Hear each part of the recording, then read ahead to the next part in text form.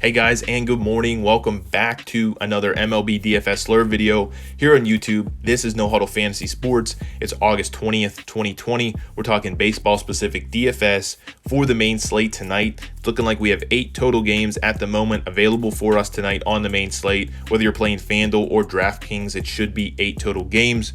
We will be obviously jumping into the FanDuel app here as we always do. So all the pricing, a lot of the players, pitchers, everything I'll mention will be specific to FanDuel in the app and their platform. But a lot of the analysis does apply over on DraftKings. So I do hope you find these videos useful. I hope that they help you guys set your lineups, get ready for the main slates. We had a lot of success over the last couple of weeks.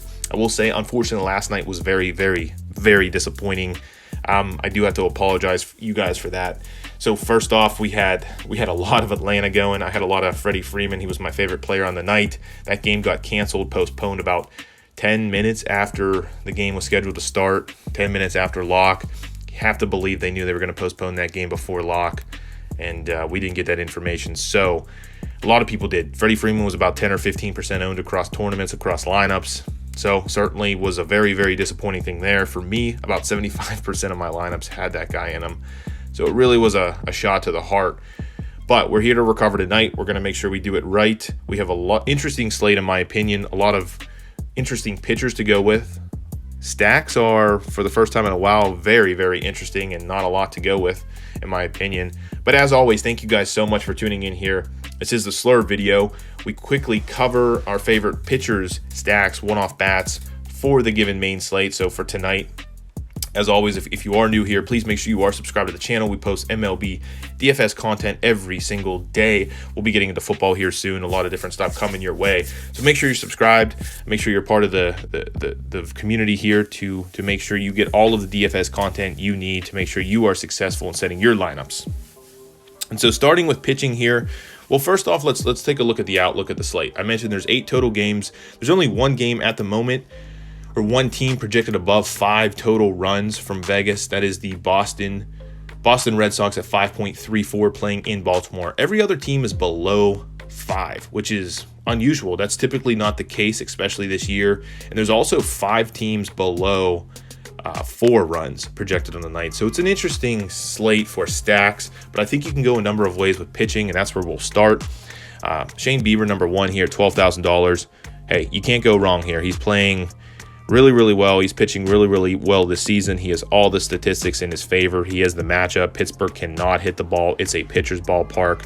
If you've watched the series of Cleveland and Pittsburgh, or if you've just watched Pittsburgh in general this year, you'll notice just how bad they are on offense.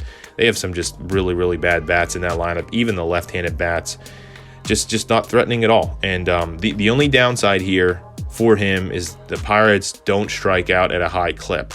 That is the only thing that's not favoring him tonight, but you really can't go wrong. Personally, I think he's too expensive, $12,000. I'll be passing him up. In terms of the guys I like, again, there's a lot of options here. My number 1 guy on the night is Clayton Kershaw, pitching on the road, which is a downside, but pitching in Seattle. I'm not too worried about him pitching on the road here. He's pitched on the road several times this season, twice already. Very, very well. In Arizona, 41. In LA, 46. He only had really one bad game. It was against the Giants, which is pretty surprising. But it's Clayton Kershaw, $10,100. You're saving about $2,000 off of Shane Beaver, which I think is excellent. You can do a lot with that money tonight. And he's just in a good spot. Seattle is really bad versus left-handers. That's kind of the key here. 65 WRC plus. That's 29th out of 30 teams. Almost dead last in WRC plus. 257 WOBA, also 29th out of 30 teams. 104 ISO, so just not hitting for power at all. That's 29th out of 30 teams. And all bad things versus left-handers. They're not hitting them at all, and when they do hit them, they're not hitting with power. The big thing here, too, is they have a 26% K rate. That's number 5 in all of baseball versus left-handers, meaning they're striking out a lot. Kershaw showing so far this year, actually dating back to 2019, you're looking at a 26% K rate to lefties, 27% to righties. So it's not low. I'm not saying that. It's a little low for him, but he's getting older. It's still a very respectable high-end strikeout rate. I think he should have no trouble pitching in Seattle tonight. Seattle has been a target of ours all season long in terms of pitching. So we're going to stick with that tonight. Clayton Kershaw, a huge favorite, by the way. Dodgers projected to win this game by a very large margin. I'll pull that up for you guys here really quickly. The Dodgers are minus 270 favorites. That's huge. That's the biggest on the slate. So, little question here. He should go 6-7 innings easily. Should have the lead by the time he comes out of the game. So we'll get that quality start. We'll get that W. Very important on FanDuel here. He should be able to rack up 6+ Ks. As I mentioned, not give up very many runs, if any at all. I love Clayton Kershaw. I think he's, in terms of value, I think he's the best value on the slate for performance. Will Shane Beaver be the number 1 overall in FanDuel points? Probably. I mean, you could probably guess that's the case. But you save $2,000 with going Kershaw. So if you're talking about that value, all things considered, pricing, I think Kershaw is the man here. The next two guys I want to focus on is Lamet and Berrios. It's kind of my 2A to 2B. I like both these guys a lot tonight. Both home pitchers, which is a huge advantage. Top 3 guys on this slate in terms of pricing are all on the road. But Lamet having a great season, man, and I think he's going to be a number 1 ace style pitcher if he's not already. He's only $9,400, so he's under that $10,000 price tag. Again, really, really good season so far. Dude has crazy K upside. He's playing at home tonight, Pitchers Ballpark in San Diego, but he's playing Texas. That's a great advantage here. Texas only projected 3.54 runs tonight, one of the lowest on the slate. By the way, if you want to go back to Seattle, they're projected at 3.1, which I believe is the lowest for Clayton Kershaw. Again, just all good things for Kershaw. But tonight, 3.54 for Texas, so very low total there. Lamet coming off a 43-point performance on the road in Arizona, 8 Ks, 1 earned. He's only given up 1 earned run in every start this season, so really good numbers there. Has shown double-digit strikeout upside, couple games of 8, one was 7. He didn't do as great versus Los Angeles, but again, it was actually a good performance. 5+ innings, 1 earned run, nothing. He just only had 2 strikeouts. For a team in LA, the Dodgers, that don't strike out very many times versus right-handers, that's what you're going to get. But in general, I like him a ton tonight versus Texas. Texas is loaded with left-handed bats, so that's kind of scary. I thought about that last night too, but man, it doesn't matter. They're just not hitting. In terms of versus right-handers in 2020, Texas has a 70 WRC plus. That's 28th in MLB, 285 WOBA, that's 27th in MLB, 126 ISO, that's 29th. So they are literally bottom 3 in every statistical batting category versus right-handers. They're not hitting right-handers even though they have all those lefties. The only downside here, they're only striking out at a 21% rate as a team. That's 26th in MLB, meaning they're a top 5 team. They're not striking out a lot versus right-handers. Kind of get that. They have a lot of left-handers in that lineup. So I don't know if we're going to get double-digit strikeouts for him. That's the only thing that scares me with him, and kind of has him as my number 2, and also tied with Berrios, who's a little bit cheaper here, but still think it's a great spot. He is a large favorite tonight, just like Clayton Kershaw, 178 favorite, so he should get 5 or 6 innings, should get that W. All those things should be good for him tonight. Only thing is just not the best team in terms of strikeouts to face. And then last but not least here, taking a little bit of risk. Always like to do that with my last pitcher. $8,700 for Berrios. Certainly nothing impressive about him. Hasn't had the greatest season.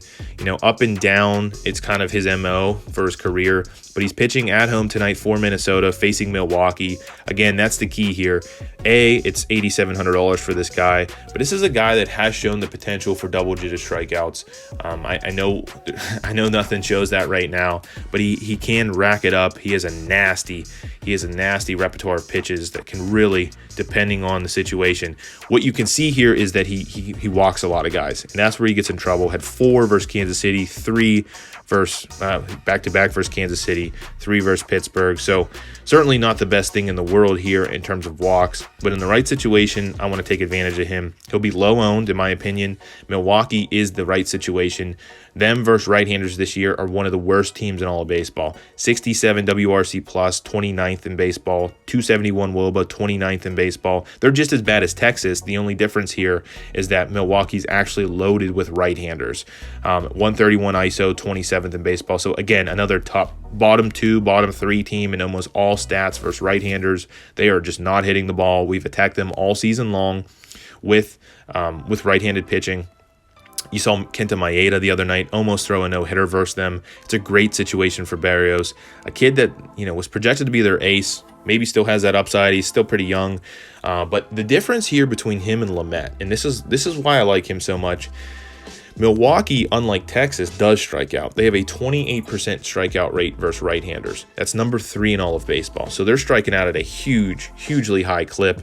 Yes, Yelich is a lefty. He's dangerous, an MVP guy, but he's been off to a really slow start to the season, hasn't shown anything at all.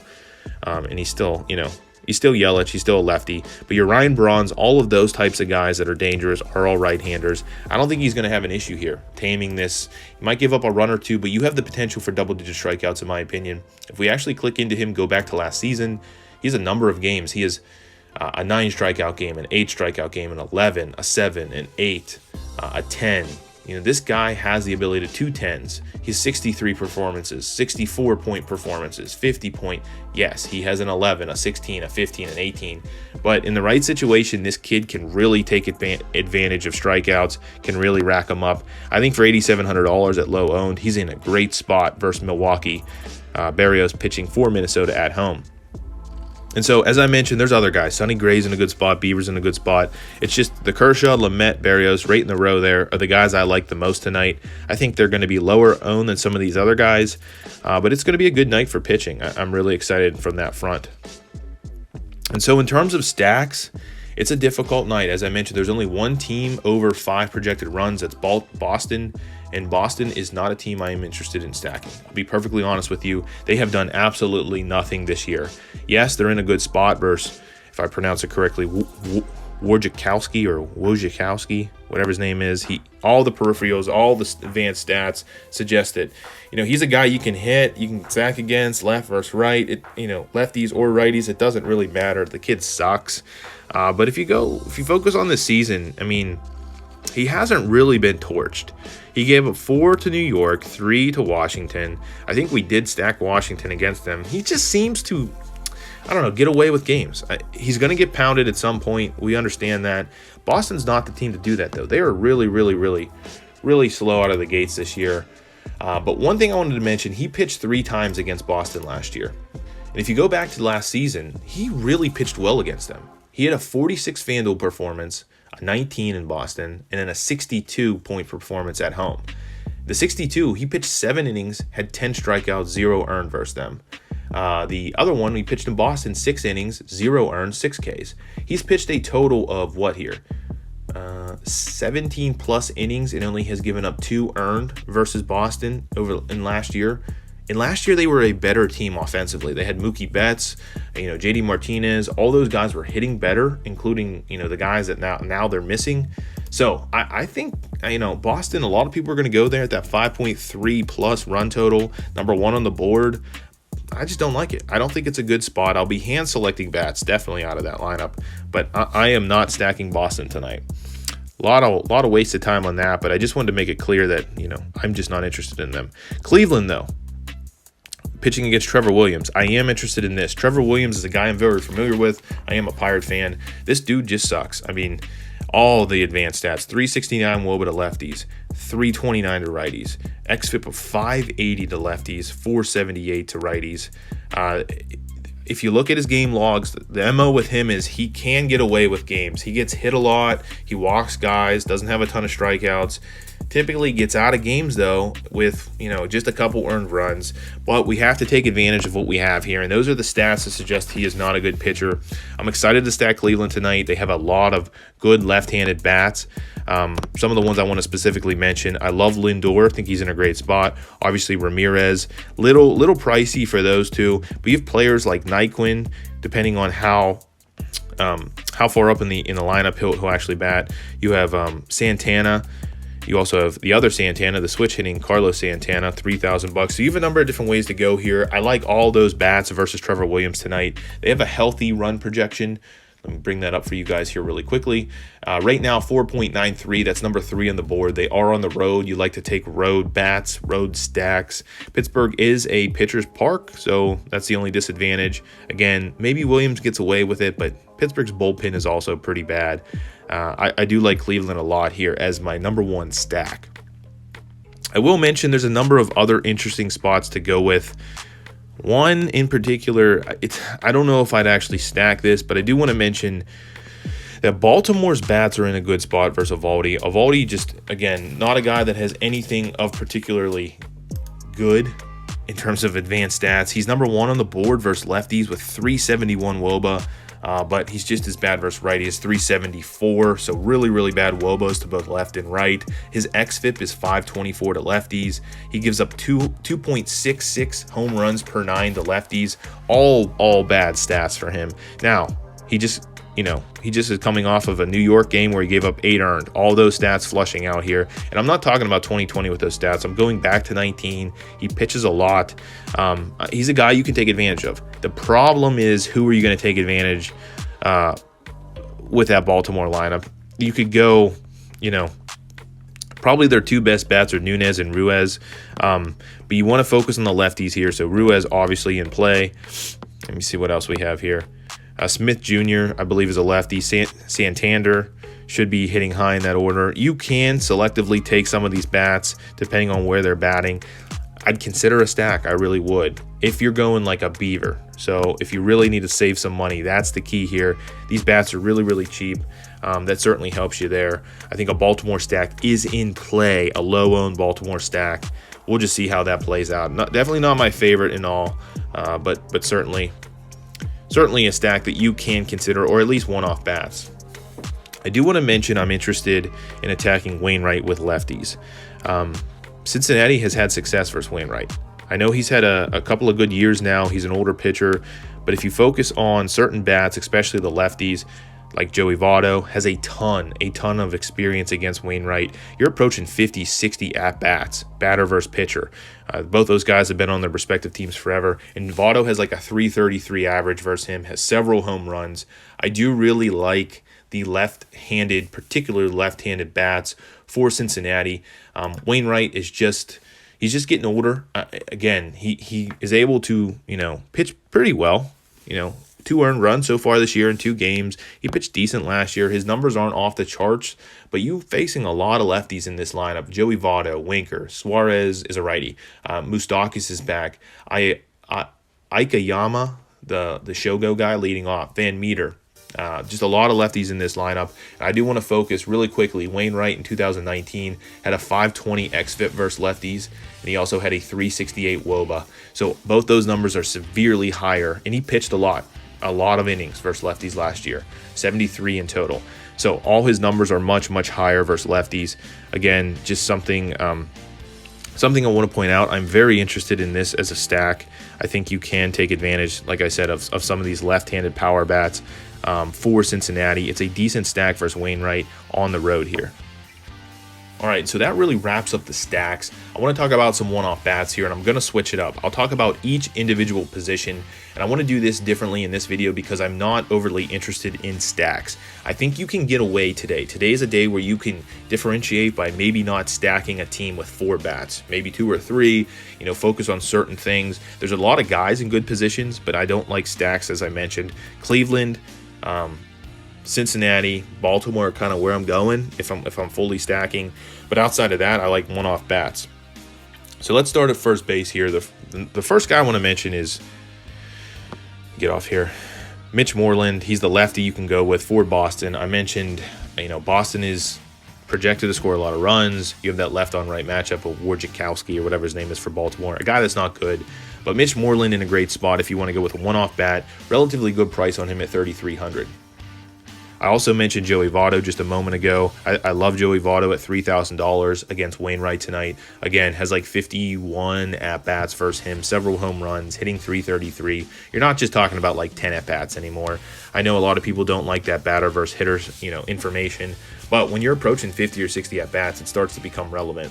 I also want to mention Carlos Santana, just above him at $3,000. Fits into that stack very well. But a good price on him at $3,000, one of the more reasonable prices for a Cleveland bat. So those are kind of, well, I guess one more I would mention. If you want to go a little off the charts here, you can go with Hosmer, if he's available. Yeah, $3,700, a little bit more pricey, but I think he's in a good spot playing at home tonight. Probably my 4th or 5th option at first base tonight. So who should we leave? Let's leave Joey Votto there. Moving on to second base here. At second, I want to start with Hernandez for Cleveland. Again, a really cheap option, hitting atop of that lineup. He's a switch hitter, hits better as a lefty. Typically, switch hitters do. In a good spot versus Trevor Williams. I think a really, really good price on him at $2,700. Again, it's a good spot. It's the number one stack on my board for tonight, but in a good spot. I also want to mention, so San Francisco is in a great spot. In terms of the Suarez, the pitcher they're facing, I don't want to stack San Francisco, but I do want to get exposure to Flores. Flores hit a home run last night. He's hitting very well, 301, 32 points last night. He's always been a guy that hits left-handers very, very well, and that's the situation he's in tonight. Suarez, a lefty, 7.11 ERA. I'm not going to talk too much on him, but he lit up my board. I mean, I have him highlighted 3, 6, 7, 8 different times in terms of advanced stats, things that are really bad in players you want to attack in terms of pitching. So I do like Wilmer Flores as one of my favorite just one-off bats on the night. Another guy I want to quickly mention here is Cronenworth for San Diego. I talked about Hosmer. This guy's in a good spot tonight too. You know, $2,400, saving you some money. He's having a good season so far. He's on a little bit of a hitting streak here, 3 in a row, where he had multiple hits in 2 of those games. But he's been playing pretty well. I like him as a kind of cheaper option at second base. Moving on over to third base here. Actually, let's leave my favorite players up. We'll go with Flores. Moving on over to third base here. First guy I want to mention is Devers. Again, getting you exposure, just one-off exposure to that Boston team. In a good spot, $2,800. He's been hitting second, third, or fourth, depending. Probably Mitch Moreland will hit third today, and he'll hit second. But he's coming off two great games where he had 3 hits in each game, 34 points, 21 points, and a home run. Good spot versus Baltimore. Again, want to attack that pitcher, but don't want to fully stack. I like Devers. I also like Turner tonight, Justin Turner. The Dodgers are in a good spot, but they're facing a lefty. So your one-off bats are what I like out of this lineup. So Justin Turner is one of those one-off bats. $3,400, a little pricey, but has that right on left matchup. Just a very good overall player. And so let's leave up Devers since we like him so much. Moving on over to shortstop. I mentioned him already. One of my favorite players on the night, Francisco Lindor. $3,600, little pricey, but again, the pitchers we like, Barrios, Lamet, even Kershaw, they're going to save us some money, about $2,000 off of the top guy on the slate. I like Lindor a ton tonight. I think he's in a great spot. And by far, probably my favorite shortstop on the slate. I will mention, I always like to start Marcus Semien, $2,900 when he's facing a lefty. This kind of is an oddball Oakland bat that I'm not getting too much exposure to, but facing Alex Young. Young having a decent season, but right versus left here. Semien's always been a guy that's been able to crush left-handers. I like him a lot at $2,900. In terms of outfielders, you could go a number of different ways. We'll start off with the more expensive guy, Mookie Betts, right on left matchup, get you exposure, a right-handed bat versus a lefty here. Again, just a great spot. Should be leading off, get you 4 or 5 at bats on the road here, Seattle. The pitcher he's facing, the lefty, not very good. I do like Mookie Betts as a more expensive bat. Sticking with that same game, if you want to save a little bit of money, Pollock, good spot for him, $2,900. You could even do a mini stack of bets, Pollock and Turner, in my opinion, but I do like him. Kind of let us down the other day, got a solid 0 in Seattle versus a lefty, but he's always been a guy that's hit lefties very, very well, and again, saves you some money and gets you exposure to that Los Angeles Dodgers team. You go with Verdugo. Maybe he has vertigo, but the Boston lefty, he's been kind of taking the place of Benintendi. Oh, by the way, if Benintendi is in the lineup, which I don't think he will be, but you can go with him. He's been hitting well lately, this guy, leading off for them, $2,700. Again, that Devers, Moreland, Verdugo, I think that's a good mini stack for Boston. Won't be fully stacking that team, but I do like the one-off bats for them. And last but not least here, I will mention one more guy, Grisham for San Diego. They're in a good spot. They're number 2 on the board. That's why I keep mentioning these one-off bats, but they're projected the second most Vegas total runs scored on the slate at San Diego Padres. Obviously, Gibson is a very average pitcher at best, but you like to take lefties against him, and that's what you got here. Typically leading off, Grisham, $30,000, good price on him. And so those are a lot of my one-off bats. Hopefully this is helpful for you guys. Again, apologize for last night, so let's rebound tonight. Today is a very unusual slate. I love the pitching. I love my Kershaw, Lamet, Berrios. I'm not really liking the stacks too much. I mentioned Cleveland, I mentioned Cincinnati, and then the rest is kind of up in the air. But make sure you get some exposure to that Boston game, or that Boston team, a little bit of exposure to that Baltimore team, and then that Los Angeles Dodgers team. That's my opinion on the night. Thank you guys so much for hanging in here with me on these videos.